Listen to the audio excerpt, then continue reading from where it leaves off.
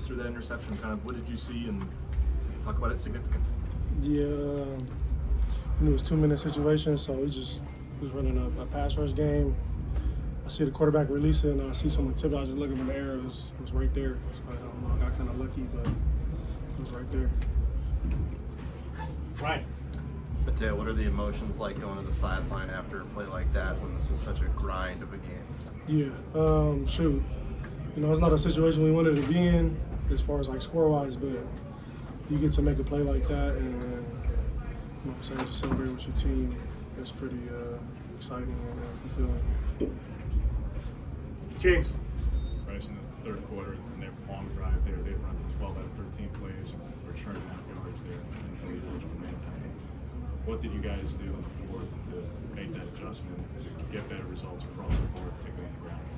You know, I think it was just a mentality. Going into the fourth quarter, they had that jump around song. And for those who weren't at practice this week, we'd play that every single practice. We knew going into the fourth quarter that was going to be a mindset. And I think that's just what switched, you know. Scheme-wise, obviously I think we kept it mostly the same, but, you know, football's all about mentality, and, you know, our defense showed up in the fourth quarter. Eric, from right.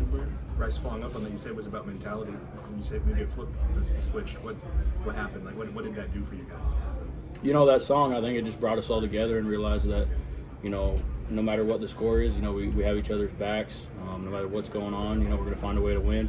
I think as a team, when you find a way to, you know, win in those kind of situations, it shows a lot of character. You know, you're not going to blow every team out by 40. I mean, you'd like to, but, you know, we showed some grit tonight, and I'm proud of our guys. Front right, Ryan. A lot of the cliches about Oregon as a program talks about offense, everything that happened over the years long before you guys got here. Is this team and this program's identity now defense, just given what you guys have done this year? My bad. What'd you say again? Can you repeat? The identity My bad. of the program. I'll take it. Yeah. Yeah, no, I think when you think championship culture, I was actually doing a radio interview. I think I compared it to baseball a little bit. It's like hitting comes and goes, offense comes and goes, but when you're out on the defensive side of the ball, if you're present, you have bring good mentality, like that can be as consistent as you want it to be. You know, if you look at any championship team, their defense is always lights out, and I think that's what Oregon has historically lacked in the past. It's always been explosive on offense, you know, and I think Dan Lanning and Tosh and our whole coaching staff definitely brings that mindset for what we need on defense, and we're doing a good job so far. Front right, Eric. Mateo, right before you got the interception, you guys were aggressive in terms of going for it on fourth.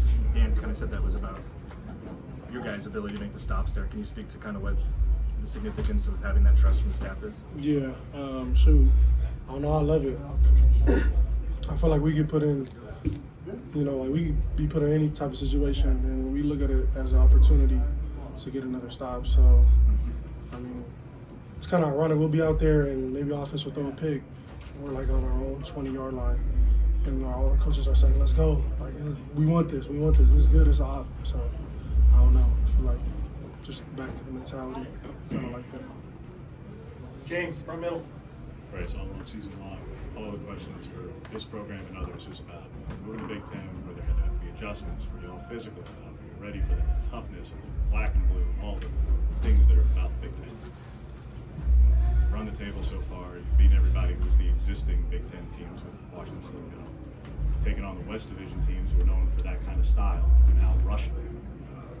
What do you think this says about this team? And all the questions for 6 months were about, were you all tough enough? It's like people didn't watch you for 7 years.